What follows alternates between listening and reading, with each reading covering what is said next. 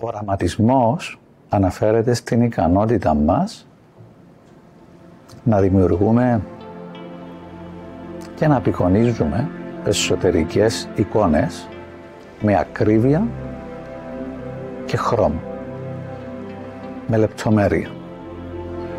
Αποκτώντας αυτήν την ικανότητα, σημαίνει ότι μπορούμε να δημιουργήσουμε την υλοποίηση ενός στόχου σε έναν πνευματικό και νοητικό επίπεδο, διευκολύνοντας την υλοποίηση του και σε ένα σωματικό επίπεδο. Πολλές φορές ακούμε διάφορες ιστορίες επιτυχίας ανθρώπων που έχουν επιτύχει τους στόχους του, διατηρώντας μια ζωντανή εικόνα του τελικού αποτελέσματος στο μυαλό του.